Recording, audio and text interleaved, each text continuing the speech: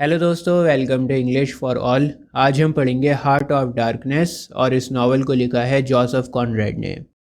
Joseph Conrad की mother की death हो गई थी जब जोसेफ कॉनरैड की उम्र 7 साल थी और 4 साल के बाद इनके फादर की भी डेथ हो गई थी।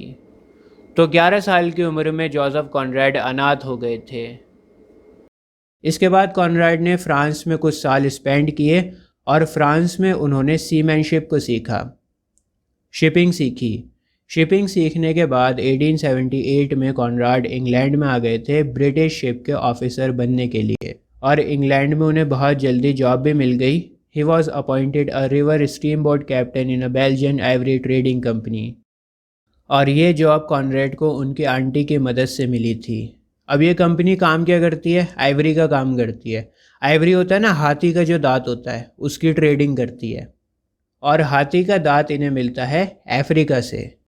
तो कंपनी ने अपने प्लांट्स को लगा रखा है अफ्रीका में ताकि वो अफ्रीका से ट्रेड कर सके। मैं आपको बता दूं, अफ्रीका अंग्रेज़ों का ग़ुलाम था। जिस तरह से अंग्रेज़ों ने हिंदुस्तान के ऊपर राज कर रखा था, उसी तरह से अफ्रीका के ऊपर भी कॉलोनीज़ बना रखी थी उस टाइम पर। अब क्योंकि कॉनरैड कंपनी में कैप्टन बन गए थे, उनका काम जहाज़ को ले जाने का था अफ्रीका में, इसलिए उन्हें भी अफ्रीका जाना पड़ा। तो कैप्टन बनने के बाद उनका ट्रैवल करना शुरू होता है। जोसेफ कॉनरैड ने अपनी ज़िंदगी में बहुत ज़्यादा ट्रैवल किया है, बहुत ट्रैवल किया है। ऐसा कहा जाता है कि इन्होंने अपनी ज़िंदगी के 20 साल समुंदर में बिताए हैं। जी हाँ, सिर्फ 20 साल समुंदर ही समुंदर में बिताए हैं। जोसेफ कॉनरैड ने बहुत बड़ी बड़ी जल यात्राएं करी हैं, और उन्हीं बड़ी बड़ी जल यात्राओं में से एक थी a journey to the Congo 1890 में।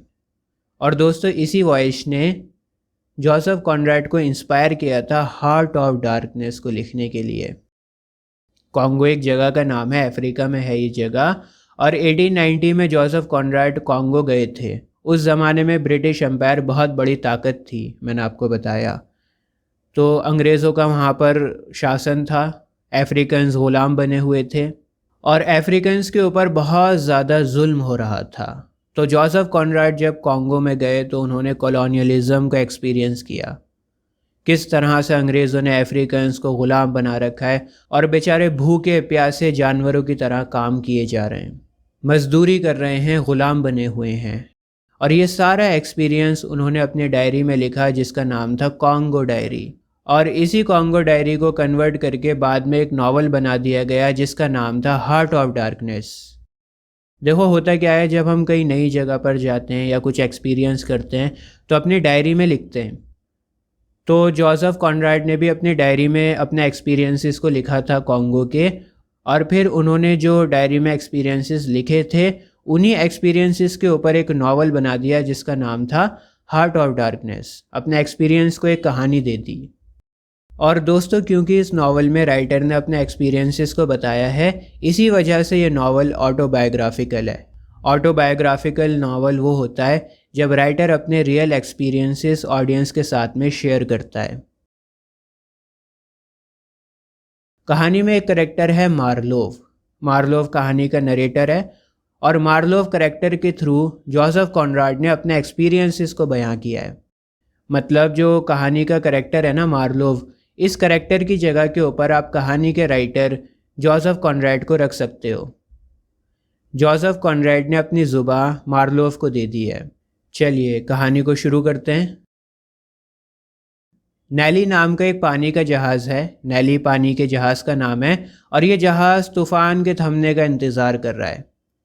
दोस्तों, इंग्लैंड की एक रिवर है थेम्स रिवर, वहाँ पर यह जहाज़ फंसा हुआ है। जहाज़ में 5 लोग हैं। एक डायरेक्टर है कंपनी का, एक लॉयर है, एक अननेम्ड नरेटर है, एक अकाउंटेंट है, और एक करेक्टर है मार्लोव।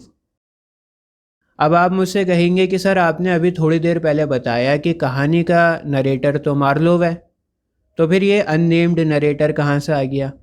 देखिए, कहानी को इस तरह से लिखा गया है कि ये 5 लोग जहाज़ में फंसे हुए हैं, और टाइम को पास करने के लिए मार्लोव अपनी ज़िंदगी की कहानी इन 4 लोगों को सुनाएगा। और फिर ये जो नरेटर है ना, ये मार्लोव की कहानी को सुनेगा और फिर आपको बताएगा। बात आ रही है समझ में?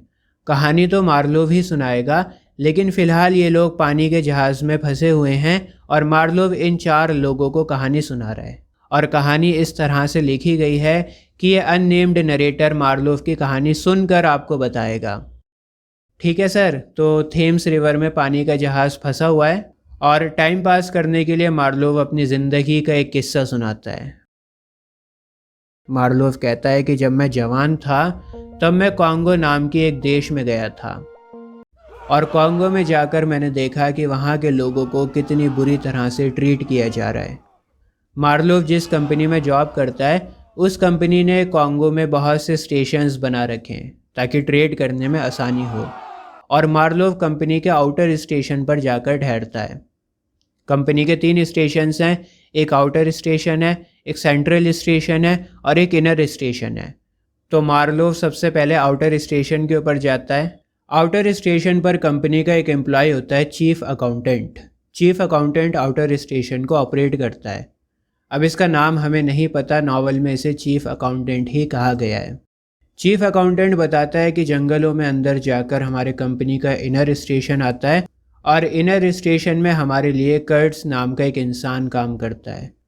कर्ट्स एक बहुत ही पावरफुल कैरेक्टर है और पूरे कॉन्गो में कर्ट्स के ही चर्चे होते रहते हैं। और मैंने आपको बताया है कि कर्ट्स इनर स्टेशन में काम करता है। देखो, पहले आता है आउटर स्टेशन जिसे चीफ अकाउंटेंट ऑपरेट करता है। फिर थोड़ा अंदर जंगलों में जाओगे तो आएगा सेंट्रल स्टेशन, और सेंट्रल स्टेशन को एक जनरल मैनेजर ऑपरेट करता है। जनरल मैनेजर बहुत ही घटिया किस्म का आदमी है और अपने फ़ायदे के लिए कुछ भी कर सकता है। इसके बाद जब बहुत अंदर जंगलों में चले जाओगे फिर आएगा इनर स्टेशन। इनर स्टेशन पर काम करता है कर्ट्स। कर्ट्स बहुत ही टैलेंटेड है और जितना काम 10 लोग मिलकर करते हैं उतना काम कर्ट्स अकेले कर लेता है।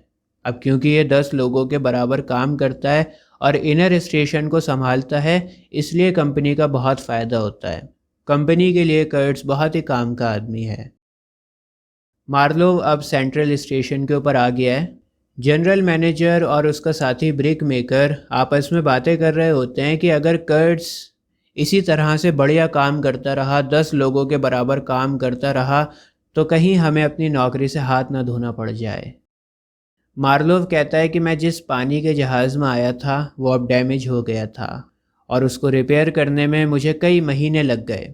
जहाज़ को ठीक करते हुए मैंने कर्ट्स की बहुत तारीफ़ें सुनी और कर्ट्स की इतनी तारीफ़ें सुनने के बाद मैं भी अब कर्ट से मिलना चाहता था। मैं अपने आप को रोक नहीं पाया, मुझे भी कर्ट से मिलना था।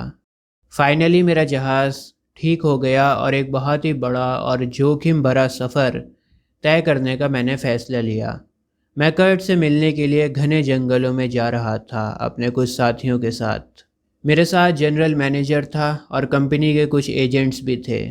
जैसे जैसे हम जंगलों के अंदर जाने लगे, अफ्रीकन्स ने हमें परेशान करना शुरू कर दिया। अफ्रीकन्स को हमारा उनके देश में आना ज़रा भी पसंद नहीं था। कॉन्गो के नेटिव्स ड्रम्स बजा रहे थे, आवाज़ें कर रहे थे, धुआं निकाल रहे थे। वो लोग चाहते थे कि हम वहाँ से चले जाएं। धीरे धीरे जंगल घना हो रहा था और हमारे ऊपर और भी ज़्यादा अटैक्स होने लगे। हम लोग इनर सर्कल के ऊपर पहुंचने ही वाले थे कि तभी हमारे ऊपर एक भयानक अटैक होता है। मेरा एक साथी जो कि हेम्समैन था, उसके ऊपर अफ्रीकन्स ने एक स्पेयर फेंका और वो मर गया। मैंने स्टीम बोट का हॉर्न बजाया और स्टीम बोट की आवाज़ सुनकर आदिवासी वहाँ से भाग गए। बहरहाल जैसे तैसे हम लोग फाइनली इनर स्टेशन पर पहुँच गए। मैंने अफवाह सुनी थी कि कर्ट्स की तबीयत बहुत ख़राब है और मुझे लग रहा था कि शायद कर्ट्स मर चुका होगा। इनर स्टेशन पर मेरी मुलाकात एक रशियन ट्रेडर से हुई। रशियन ट्रेडर ने हमें बताया कि कर्ट्स ज़िंदा है लेकिन काफ़ी बीमार है।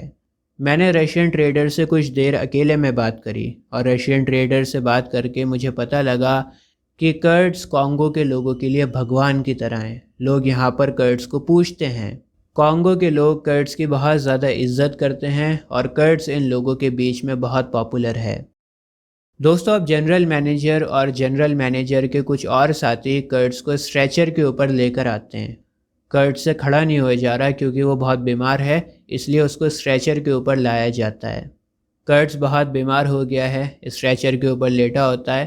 कर्ट्स को देखकर कॉन्गो के नेटिव्स चीखने लगते हैं। वहाँ पर एक औरत भी होती है जो लड़ाई झगड़ा करने के लिए बिल्कुल तैयार खड़ी थी।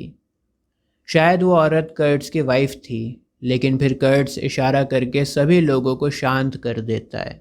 कर्ट्स के इशारा करने पर कॉन्गो के लोग जंगलों में वापस पीछे चले जाते हैं। रशियन ट्रेडर ने चुपके से मुझे एक बात बताई। पहले तो रशियन ट्रेडर ने मुझसे वादा किया कि ये बात मैं अपने तक ही रहने दूंगा। वादा करने के बाद उसने बताया कि हमारे जहाज़ के ऊपर अटैक करने के लिए कर्ट्स ने ही ऑर्डर दिया था। कर्ट्स चाहता था कि हम उसके पास ना पहुंच पाएं, हम ये समझें कि कर्ट्स मर चुका है और हम आधे रास्ते से ही वापस लौट जाएं, इसलिए कर्ट्स ने हमारे जहाज़ के ऊपर हमला करवाया था। अगली सुबह मैं और मेरे साथी कर्ट्स को वहाँ से ले जा रहे होते हैं और कॉन्गो के सभी लोग चारों तरफ इकट्ठा होकर देख रहे थे। सभी लोग शोर मचाने लगते हैं क्योंकि कर्ट्स अब वहाँ से जा रहा था, अपने लोगों से अलग हो रहा था। कर्ट्स की हालत बहुत ख़राब हो रही थी, ऐसा लग रहा था कि वो सरवाइव नहीं कर पाएगा। कर्ट्स के आखिरी लम्हों में मैं उसी के साथ में था। जहाज़ को चलाते हुए मैं कर्ट्स की बातें सुन रहा था। कर्ट्स ने मुझ पर भरोसा करके अपने कुछ पर्सनल डॉक्यूमेंट्स मुझे दिए और फिर कमबख्त हमारा जहाज़ फिर से ख़राब हो गया। हमें जहाज़ को ठीक करने के लिए रास्ते में ही रुकना पड़ा और इसी दौरान कर्ट्स की डेथ हो गई। मैंने कर्ट्स के मुंह से आखिरी वर्ड सुने थे, द हॉरर, द हॉरर। कर्ट्स की मौत के बाद मेरी तबीयत भी बहुत ज़्यादा बिगड़ गई। जैसे तैसे मैं यूरोप में वापस आया। कर्ट्स की मौत को लगभग 1 साल हो गया था और उसके कुछ रिश्तेदार मुझसे मिलने के लिए आए थे। कर्ट्स की फियांसे भी थी वहाँ पर, जो अभी तक गम के बादलों में डूबी हुई थी। कर्ट्स की फियांसे ने अपनी नम आंखों से मुझसे पूछा कि कर्ट्स के आखिरी लफ्ज़ क्या थे। भला मैं उस मासूम का दिल और ज़्यादा कैसे दुखा सकता था। ना चाहते हुए भी मुझे झूठ बोलना पड़ा। मैंने उस लड़की से झूठ कहा कि कर्ट्स के आखिरी लफ्ज़ तुम्हारा नाम थे। दोस्तों, एक अफ्रीकन राइटर हुआ करते थे, चिनुआ आचेबे। बहुत बड़ा नाम है इनका लिटरेचर में। तो चिनुआ आचेबे ने जब हार्ट ऑफ डार्कनेस को पढ़ा तो उन्हें बड़ा बुरा लगा, बड़ा गुस्सा आया उन्हें।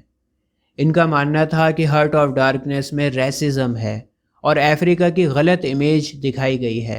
चिनुआ आचेबे ने बहुत ही सीवियर क्रिटिसिज्म किया था जोसेफ कॉनरेड का। इन्होंने एक आर्टिकल लिखा था, काफ़ी इंपॉर्टेंट पॉइंट है, नोट कर लेना।